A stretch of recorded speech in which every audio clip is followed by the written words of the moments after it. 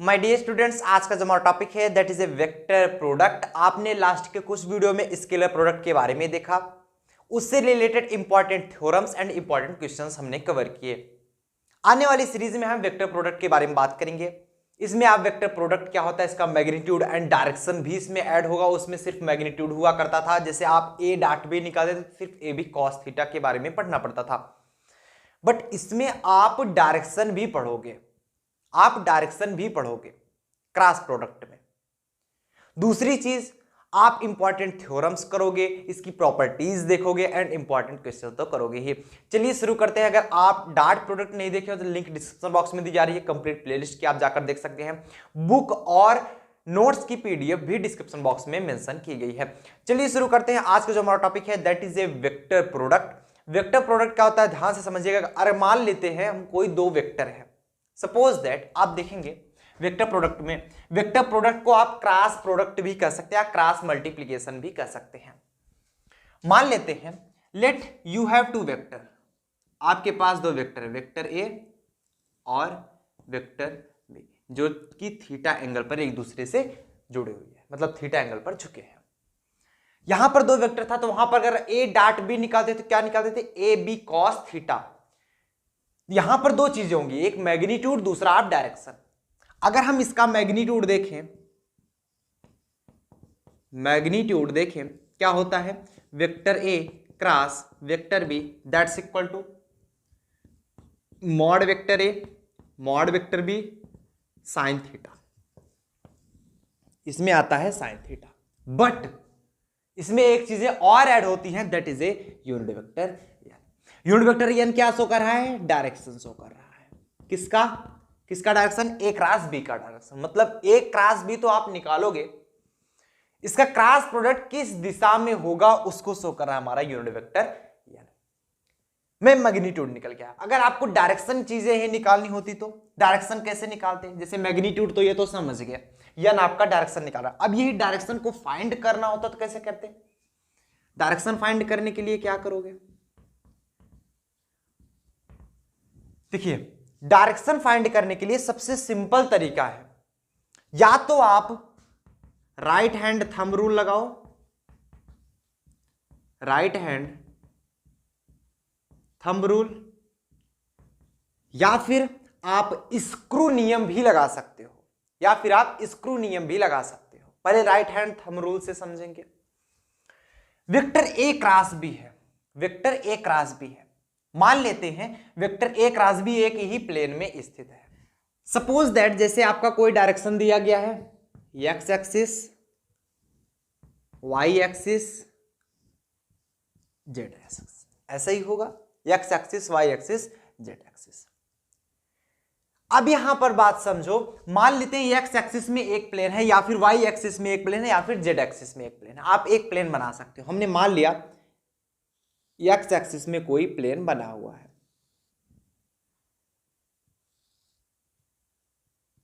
X axis में कोई plane बना हुआ है। आर्ट हमारी मजबूत है ज्यादा, इसलिए फिगर बहुत अच्छा बनता है, तो ये आप लोग ध्यान मत दीजिएगा। जब एक्स एक्सिस में हमारी ये प्लेन बनी हुई है, एक्स एक्सिस में प्लेन बना हुआ है, इसी प्लेन पे मान लेते हैं this is your vector B, this is your vector A. हम बना लेते हैं कि ये हमारा वेक्टर बी है और ये हमारा वेक्टर ए है, ऐसा हमने मान लिया। और ये थीटा एंगल पर है, किस पर है, थीटा एंगल।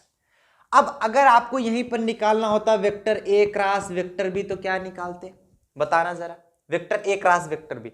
अब यहां पर आप लगाओगे right hand thumb rule. Right hand thumb rule क्या कहता है, अपनी अंगुली को इस प्रकार फैलाएं, अंगूठा आपका जस्ट लंबवत बनेगा। अंगुली को अगर इस प्रकार मोड़े तो अंगूठा ही डायरेक्शन दिखाता था ना, तो ये क्या है, ए क्रॉस बी निकालना है ना, ऐसे लगाओ इसको, A cross B, but this is a plane. मतलब सपोज दैट आपका यही प्लेन है, ये आपका प्लेन है, ऐसे एक्स एक्सिस पे बना हुआ है, एक वेक्टर ए ये है, एक वेक्टर बी, ऐसा वेक्टर ए वेक्टर बी कुछ ऐसा है। ए से लेकर बी की ओर आप जा रहे हो, ए से बी की ओर जा रहे हो, तो ए से बी की ओर जब मुड़ोगे, समझो ध्यान से, ए से बी की ओर मुड़ोगे अपने अंगुलियों को, इसका डायरेक्शन क्या होगा, ऊपर की ओर।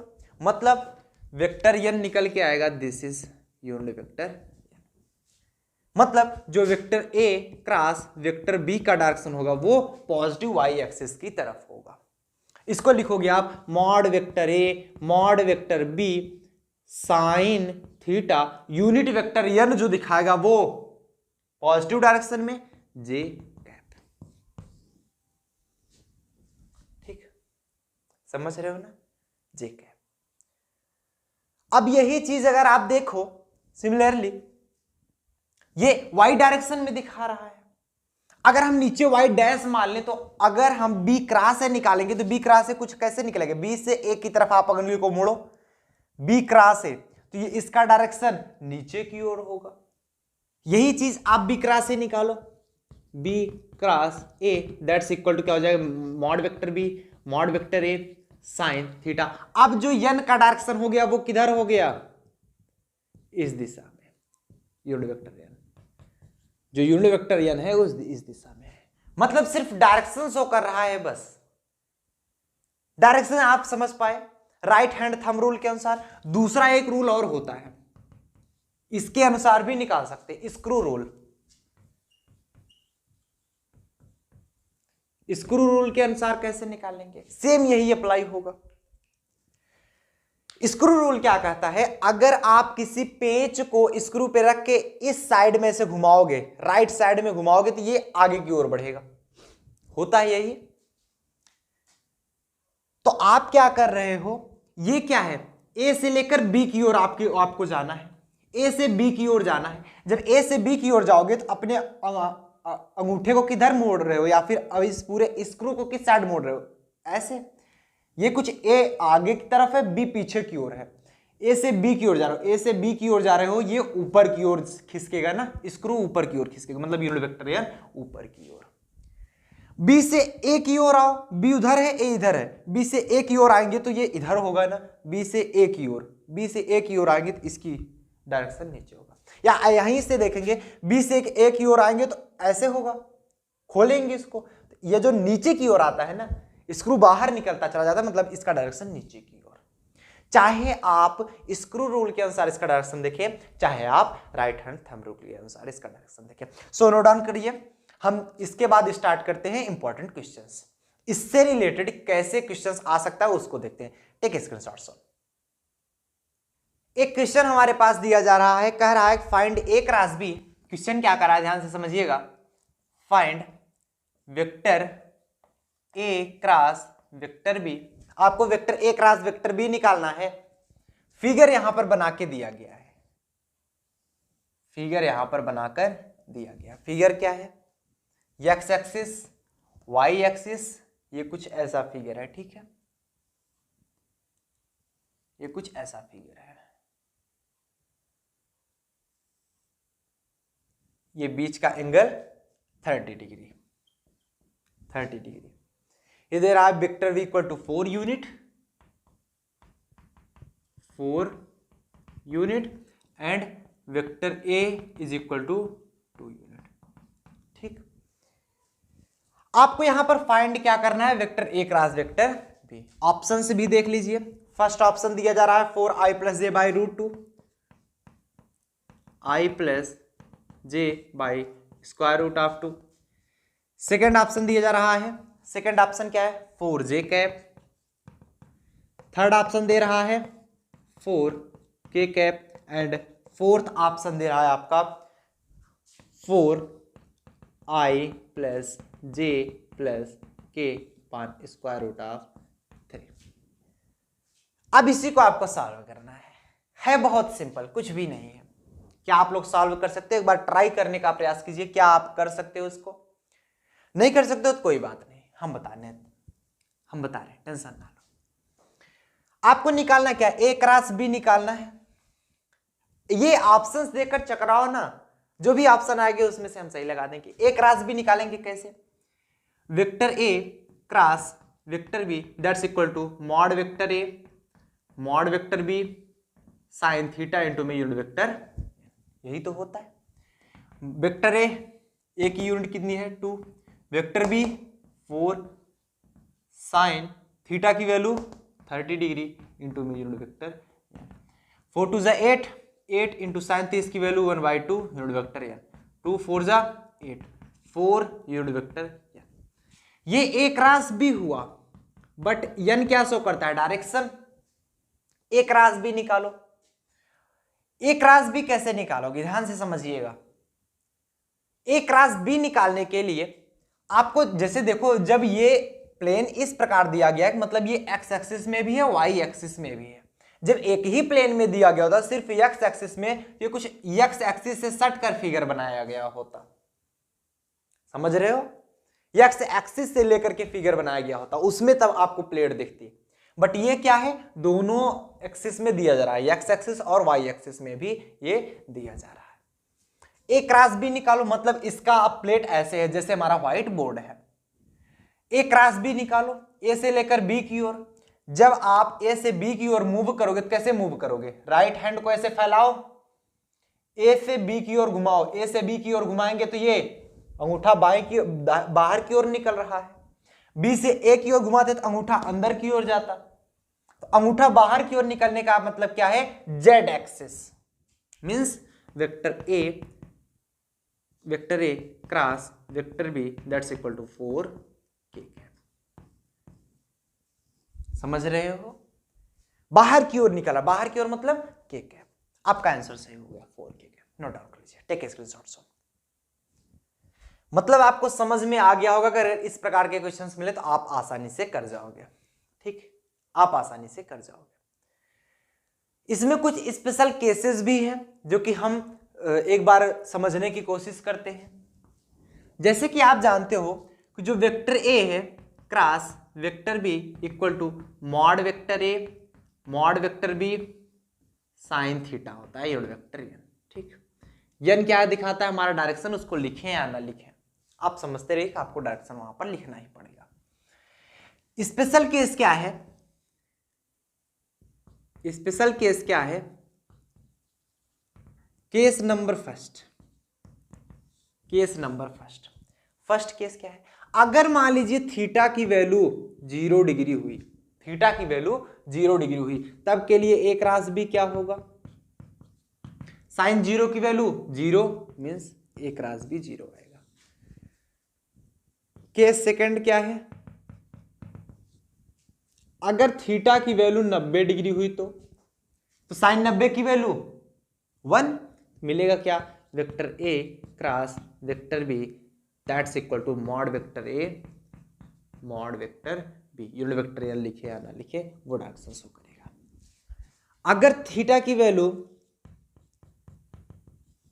थीटा इक्वल टू 180 डिग्री हुआ तो थीटा इक्वल टू 180 डिग्री हुआ तो साइन 180 की value sine 90 plus 90 cos 90, cos 90 की वैल्यू 0 मींस फिर से वैल्यू 0 ही आ जाती है। इसके कहने का मतलब मैक्स वैल्यू आपको मिलती है कब? जब थीटा इक्वल टू 90 डिग्री होगा। आप इससे समझे क्या?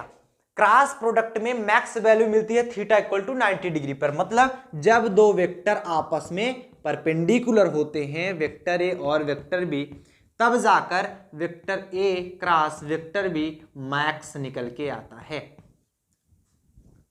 लेकिन जब दो वेक्टर आपस में पैरेलल होते हैं, दो वेक्टर आपस में पैरेलल होते हैं, तब के लिए vector A dot vector B max आता है। इसका मतलब समझ पा रहे हो? इसके लिए ए डॉट बी की वैल्यू 0 हो जाएगी, क्योंकि cos 90 की वैल्यू 0, मतलब मिनिमम वैल्यू आती है। मतलब जब पैरेलल होते हैं तब के लिए डॉट प्रोडक्ट मैक्सिमम होता है, जब ये परपेंडिकुलर होते हैं तब के लिए क्रॉस प्रोडक्ट मैक्सिमम होता है। अगर ए क्रॉस भी 0 हो रहा है तो ये आपस में पैरेलल होते हैं, अगर ए डॉट भी 0 हो रहा होता है तो ये आपस में परपेंडिकुलर होते हैं। अरे भाई यही तो होगा, ये तो मैक्स वैल्यू है ना।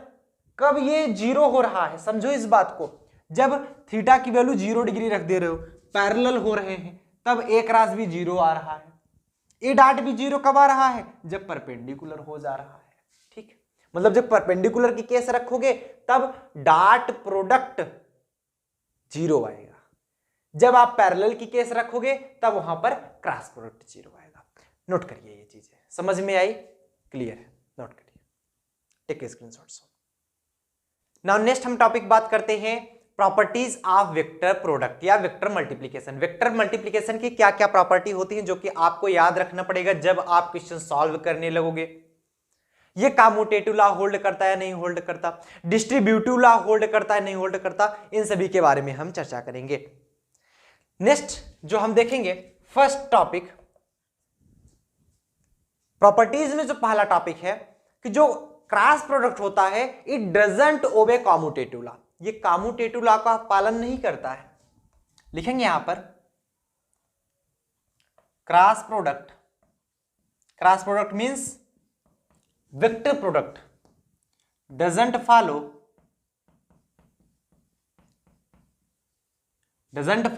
ये फॉलो नहीं करता किसको, कम्यूटेटिव लॉ को। ये सभी जानते ही हो कम्यूटेटिव लॉ क्या होता है कि vector A cross vector B doesn't equal to vector B cross vector A. अगर ये इक्वल टू होता तो ये क्या करता, पालन करता। अच्छा ये नहीं पालन करता तो बराबर किसके होता है, अगर आप vector A cross vector B की चर्चा करें ये बराबर होता है minus vector B cross vector A के। ठीक समझ रहे हो, अगर आप वैल्यू को चेंज करोगे तो वहां पर आ जाता है माइनस। दूसरी चीज है क्रॉस प्रोडक्ट ओबे डिस्ट्रीब्यूटिव लॉ। ये डिस्ट्रीब्यूटिव लॉ को फॉलो करता है। डिस्ट्रीब्यूटिव लॉ क्या होता है, अगर आपको मिल जाए वेक्टर ए क्रॉस में वेक्टर बी प्लस सी, वहां पर डॉट प्रोडक्ट दोनों करता था बट यहां पर कम्यूटेटिव लॉ ये पालन नहीं करता। तो ये हो सकता है vector A cross vector B plus vector A cross vector C. अगर यहां पर और स्टेप मिल जाए vector A plus vector B cross में vector C plus vector D, फिर भी ये पालन तो करेगा, है तो वही हमारा distributive law. A cross C value आगे पीछे ना होने पाए बस, plus A cross D plus में B cross C plus B cross D.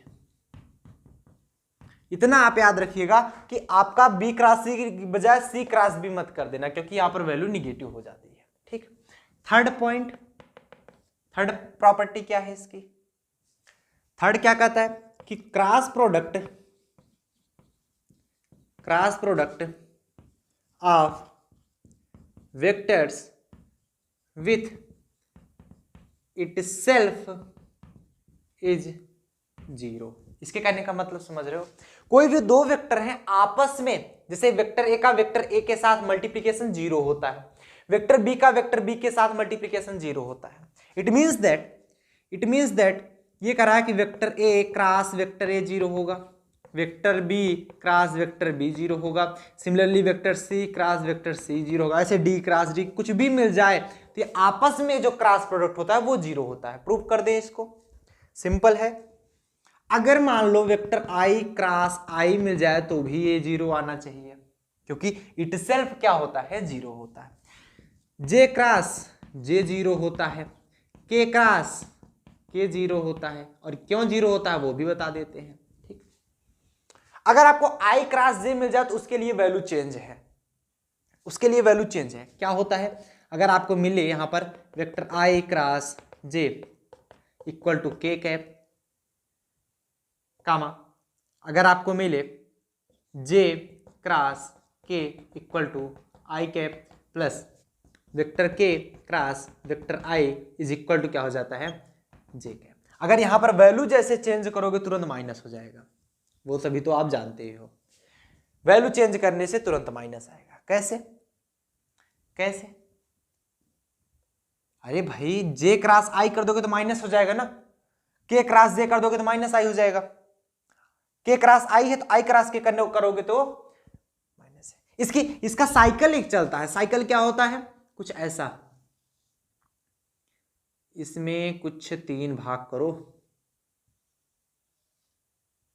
ये कुछ ऐसा होता है, आई जे के, ऐसे चलता है। आई क्रॉस जे बराबर के, जे क्रॉस के बराबर आई क्रॉस जे बराबर के, फिर के क्रॉस आई बराबर जे।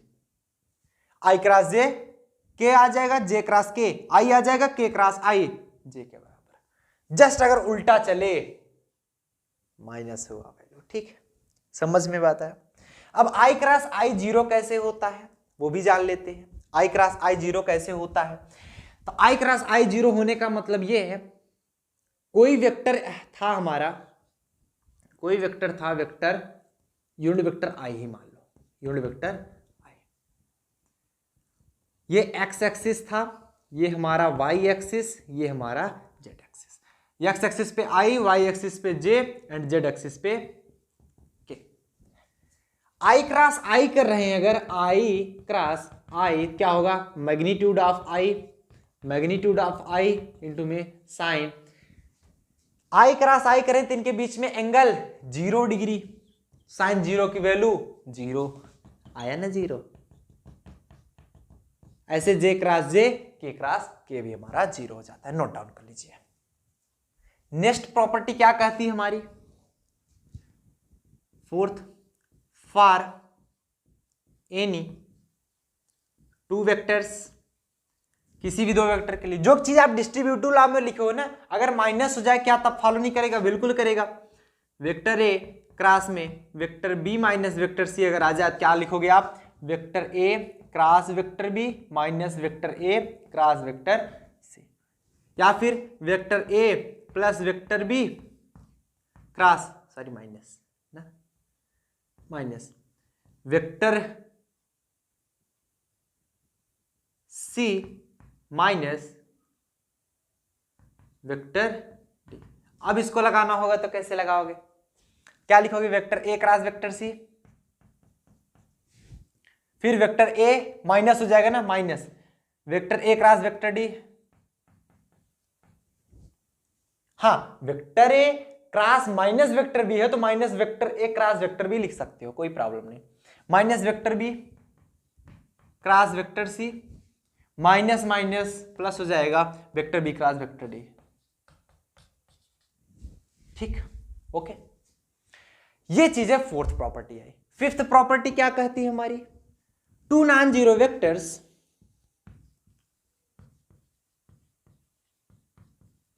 Vectors are parallel are collinear, जो कि हमने आपको पहले ही बता दिया कि दो नॉन जीरो वेक्टर्स पैरेलल होंगे या कोलिनियर होंगे इफ एंड ओनली इफ, यदि और सिर्फ और सिर्फ किसके लिए? पैरेलल कब होते हैं बताओ? पैरेलल कब होते हैं? जब उनका क्रॉस प्रोडक्ट 0 होता है। Vector A cross vector B equal to 0। Vector A vector B की जगह कोई भी दो वेक्टर हो सकता है, अगर उनका क्रॉस प्रोडक्ट 0 होता है तो वो दोनों वेक्टर्स जो होंगे आपस में पैरेलल होंगे। नेक्स्ट प्रॉपर्टी क्या कहती है? सिक्स्थ, आप वहां पर पढ़े थे, एक प्रॉपर्टी आप पढ़े थे कि vector A dot vector B है, अगर ये vector A dot vector C के बराबर है, जब ए के बराबर है तो आप यहाँ पर लिख सकते थे vector B equal to vector C लिख सकते थे। लेकिन यही चीजें अगर आप क्रॉस प्रोडक्ट में देखो, vector A cross vector C that's equal to, अगर vector A cross vector B है, आगे पीछे कर सकते हो, नॉट प्रॉब्लम। मतलब ए और ए दोनों में इक्वल है, लेकिन तब सी बी के बराबर नहीं होगा, मतलब vector C doesn't equal to vector B. लेकिन डॉट प्रोडक्ट में ऐसा होता था, डॉट प्रोडक्ट में सी इक्वल टू बी होता था, बट यहां पर ऐसा नहीं होगा। ठीक है, बातें समझ में आई? सुनो डाउन कर लिए फटाफट से, टेक ए स्क्रीनशॉट। सुन, समझ में आया?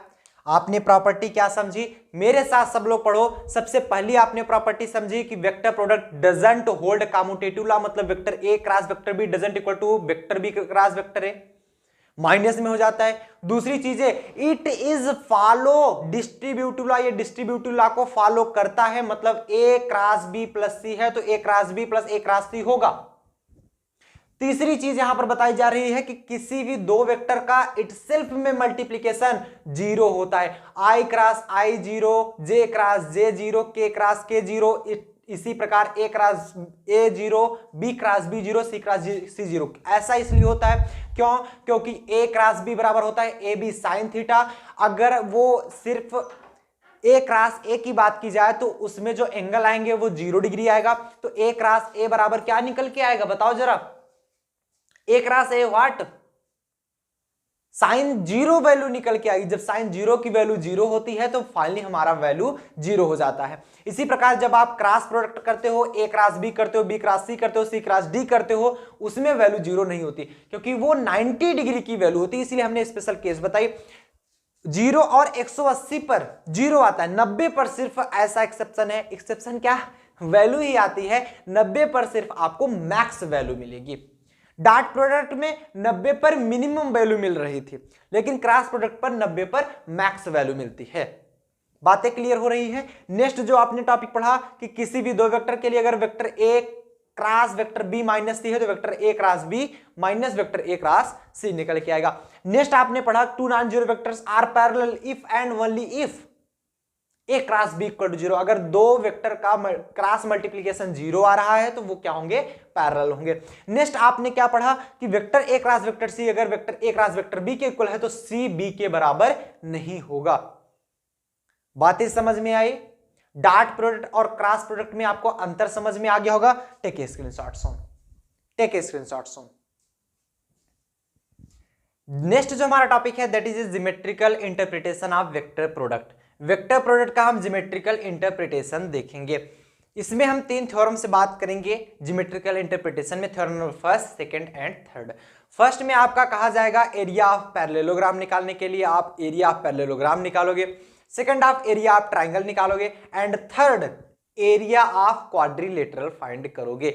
सबसे पहला थ्योरम देखिएगा, सबसे पहला थ्योरम कह रहा है the area of a parallelogram whose adjacent side are represented by A and B is A cross B।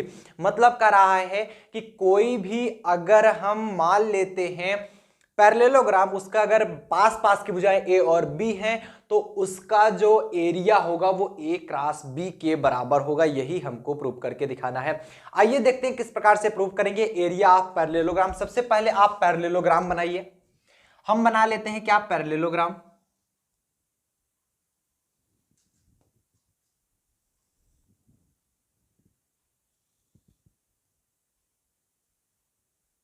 ये आपका बन गया parallelogram.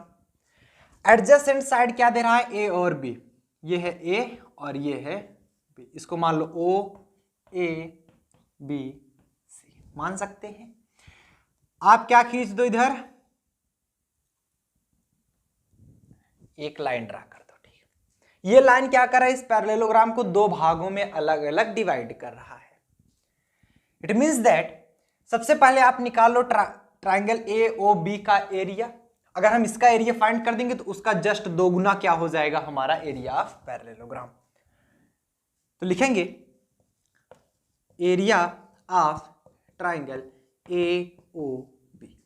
Triangle A O B का एरिया कैसे फाइंड करोगे, क्योंकि ये कोई 90 डिग्री तो है नहीं। 90 डिग्री होता तो half of base into perpendicular कर देते, बट यहां तो है नहीं। तब आप क्या करोगे, इस पर एक अल्टीट्यूड खींचोगे। क्या खींचोगे, अल्टीट्यूड, अल्टीट्यूड। ठीक, it means that 90 degree altitude खींचोगे area of triangle A O B में। ये क्या हो जाएगा, हाफ ऑफ बेस इंटू में अल्टीट्यूड। हाफ ऑफ बेस की वैल्यू कितनी है, ओ बी। अल्टीट्यूड कितना है, इसको मान लो डी, ए डी। ठीक, ओ बी इंटू में ए डी।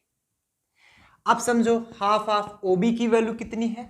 ओ बी की वैल्यू कैसे फाइंड कर लेते हैं, मान लीजिए ये थीटा हो गया, suppose that it is a theta. जब ये थीटा और ये वेक्टर ए है, ओडी कितना होगा, OD vector A cos theta, cos theta, और ये परपेंडिकुलर में कितना हो जाएगा, वेक्टर ए साइन थीटा। ये सिर्फ OD vector A cos theta होगा, वेक्टर ए कॉस थीटा सिर्फ ओडी होगा, याद रखना, सिर्फ OD vector A cos theta, क्योंकि वेक्टर ए यहीं तक तो है, projection of A on B इतना ही तो आएगा। अब जब ये ए साइन थीटा है तो ये भी हमारा क्या हो जाएगा, ए साइन थीटा। तो ओबी की वैल्यू कितनी है, ओबी टोटल कितना है, वेक्टर बी। एडी कितना है, ए साइन थीटा। इसे लिख सकते हैं half of vector A vector B sine theta. ठीक, अब यहां पर कई लोग सोचेंगे बी क्रॉस ए है तो यहां पर माइनस आना चाहिए, ऐसा नहीं है भाई। आप बेस इंटू अल्टीट्यूड करो या अल्टीट्यूड इंटू बेस लिख दो, ये मल्टीप्लीकेशन है, ना कि आपका यहां पर क्रॉस प्रोडक्ट यूज हो रहा है। आप अल्टीट्यूड इंटू बेस भी तो लिख सकते हो, इसको पहले लिख सकते हो, इसको बाद में ए क्रॉस भी आ जाएगा, मतलब ए मल्टीप्लीकेशन आप भी आएगा। ठीक है, समझना इस बात को, याद है। चलो, ये आया half of A cross B sine theta, means half of, इसको लिख सकते हो अगर A cross B, A cross B की वैल्यू क्या होती है, A B sine theta, A B sine theta.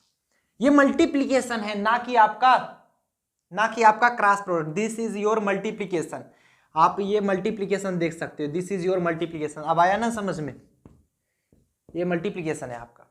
तो A cross B sine theta या ए बी साइन थीटा, ये मल्टीप्लीकेशन है। ये डाट भी लिख सकते हो, मतलब डाट यहां पर ना तो डाट ना तो क्रॉस, सिर्फ multiplication. A B sine theta क्या लिखते हो, ए क्रॉस बी। ये कितना आया, area of triangle A O B, A O B का एरिया। अगर आप पूरे पैरेललोग्राम का एरिया लिखना चाहो, area of parallelogram O A B C B is equal to area of triangle O A B plus area of triangle कितना, A C B.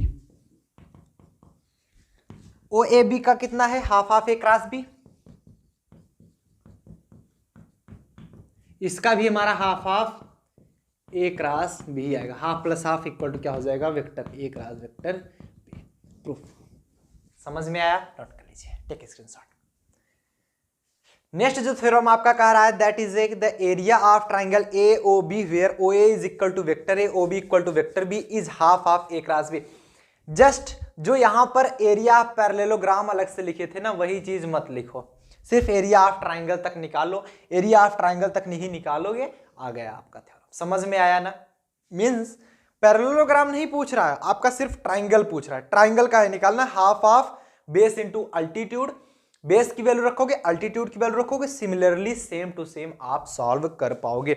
Next हम theorem बात करेंगे, थ्योरम नंबर 3 की, the vector area of quadrilateral A B C D with, बता दिया जाए क्या उसको, चलो कोई बात नहीं, बता देते हैं। क्या करोगे, कोई आप रैंडम पिक कर लोगे, आप एक ट्राइंगल, ठीक, हम एक पिक कर लेते हैं ट्राइंगल। यहां पर दिया क्या जा रहा है, O A equal to vector A को ओ मान लो, ए मान लो, बी मान लो। O A equal to vector A, O B equal to vector B. आपको निकालना एरिया, इस पर आप खींचो अल्टीट्यूड, जब अल्टीट्यूड खींचोगे, अगर इससे थीटा मानते हो तो वेक्टर बी है, तो ओ ए क्या हो जाएगा, vector B cos theta, and ये परपेंडिकुलर है तो वेक्टर बी साइन थीटा। तो लिखोगे area of triangle O A B that's equal to half of, base क्या है O A into B D, perpendicular ना, बी डी अल्टीट्यूड जिसे आप बोलते हो, ठीक है। हाफ ऑफ ओ ए की वैल्यू कितनी है, पूरा वेक्टर ए, ये तो सिर्फ ओ डी ही है ना, बी डी कितनी है, वेक्टर बी साइन थीटा। अगर हम इसकी भी चर्चा करें तो half of vector A cross vector B. समझ में आया, नोट कर लो, इसको नोट करो फटाफट से, take screenshot, take screenshot. Next जो हमारा थ्योरम कर रहा है, that is the vector area of quadrilateral ABCD. कोई क्वाड्रिलेटरल हमारा एबीसीडी है, with diagonal AC and BD is half of AC cross BD. मतलब यहां पर कह रहा है कि आपको किसी भी क्वाड्रिलेटरल एबीसीडी का एरिया दिखाना है कि half of AC cross BD होगा, half of AC cross BD होगा। तो आप कोई क्वाड्रिलेटरल बना लो, कोई भी आप क्वाड्रिलेटरल बना लो, कैसा भी है आप क्वाड्रिलेटरल, एक क्वाड्रिलेटरल होना चाहिए जिसकी कोई भी भुजा आपस में बराबर नहीं होनी चाहिए, अब ये एक भुजा समांतर होनी चाहिए, ठीक।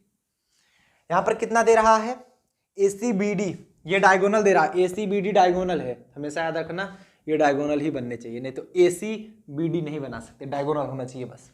तो ये किसका क्या क्रिएट कर दिया, एक डायगोनल का निर्माण कर दिए, देख रहे हो आप लोग, ठीक, AC और एक BD डायगोनल बना रहे हैं ना हमारे, AC और BD क्रिएट अ डायगोनल, ठीक। अब यही प्रूव करना है कि जो इसका एरिया होगा that is A half of AC cross BD। यहां पर ध्यान देंगे, ये हमारा AB है और ये AC, this is your AD, ठीक, एंड BD, AC और BD। यहां पर अगर हम बताएंगे एरिया ऑफ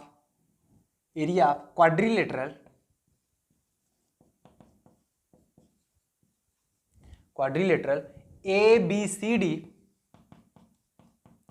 ABCD का जो एरिया होगा दैट्स किसके बराबर होगा, अगर हम ये हाफ पार्ट में देखें या इसके हाफ पार्ट में देखें तो इधर इतना प्लस इतना, या अगर ये देखें ये वाली बीच वाली लाइन इतना प्लस इतना, मतलब ACB, area of triangle ACB plus इतना, एरिया ऑफ ट्राइंगल ACB का एरिया कितना होगा, ACB हम जानते हैं कोई भी दो वेक्टर, कोई भी एक ट्राइंगल बना हो, जस्ट इसके पहले हमने प्रूव किया, कोई भी एक ट्राइंगल बना हो जिसका एडजेसेंट साइड कुछ भी हो सकता है, ये मान लो AB है, B मान लो, A मान लो, तो क्या आया था, B क्रॉस A आया था, इस पर हम अल्टीट्यूड खींचे थे तो यही तो निकला था ना, कितना निकलेगा हमारा, half of AB cross AC plus में एरिया ऑफ ACD का एरिया कितना हो जाएगा, half of AC cross AD, बोलो हाँ या ना, AC क्रॉस AD, मतलब AB cross AC cross AD। इसको लिख सकते हो क्या, यूजिंग, हम कौन सा थ्योरम यूज किए, यूजिंग थ्योरम सेकेंड, या फिर इसको हम सॉल्व कर सकते हैं, half of AB cross AC। अगर इसको AC को पहले लिखना चाहें, AB को बाद में लिखना चाहें तो क्या हो जाएगा, अगर हम लिखें AC क्रॉस AB लिखें तो ये क्या हो जाएगा, माइनस में, बिकॉज ऑफ डायरेक्शन। जैसे कि वो वहां पर क्या किए थे, वहां पर वेक्टर A इसको माने थे, वेक्टर B इसको माने थे, आया क्या था, vector A cross vector B आया था ना, यही मिला था, vector A cross vector B, तो vector AB cross vector AC, यही मिला था, तो इसीलिए हमने यही लिखा, ठीक। यहां पर भी vector AC cross vector AD, वहां पर ये तो नहीं मिला था ना vector B cross vector A, नहीं, हमने ये प्रूव किया था, ठीक। ऐसा क्यों होता है, क्योंकि क्रॉस प्रोडक्ट में आप प्लस माइनस का साइन दिखाते हो, AC क्रॉस AB करोगे, देखो AC क्रॉस AB करोगे तो ये इधर आ रहा है, AC क्रॉस AB तो ये अंदर की ओर जा रहा है, मतलब K कैप माइनस की तरफ है, तो इसलिए वैल्यू माइनस आई। AB क्रॉस AC करते तो ये बाहर की तरफ था, डायरेक्शन पॉजिटिव था, ठीक, सिर्फ डायरेक्शन यहां पर शो हो रहा है। प्लस में half of AC cross AD लिख सकते हो कि नहीं लिख सकते, बहुत बढ़िया। अब यहां से आप दिखाओगे क्या, यहां से देख सकते हो कि आपको मिला एरिया ऑफ क्वाड्रिलेटरल, यहां पर लिख सकते हो area of quadrilateral ABCD that's equal to, positive वाला पहले ही लिख लो, half of AC cross AD, negative वाला बाद में लिख दो, हाफ ऑफ कितना, AC क्रॉस AB।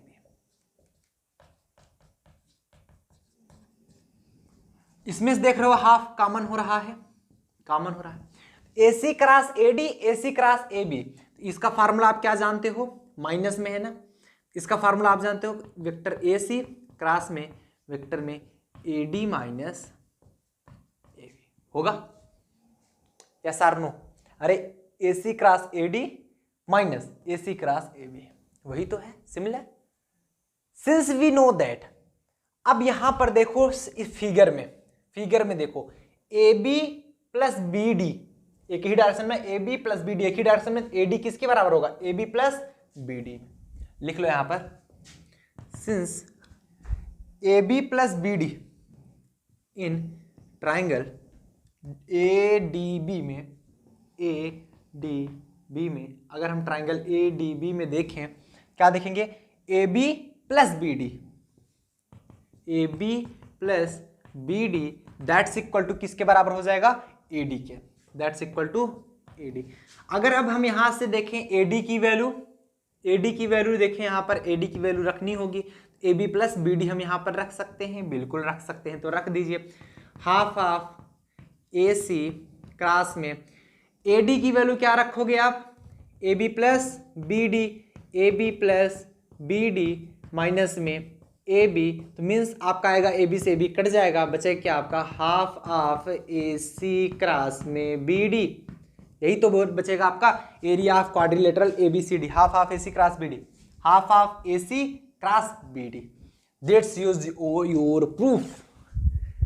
यही आपका प्रूफ है, सिंपल है, सबको समझ में आया ना, क्लियर है, नोट डाउन कर लीजिए, टेक ए स्क्रीनशॉट।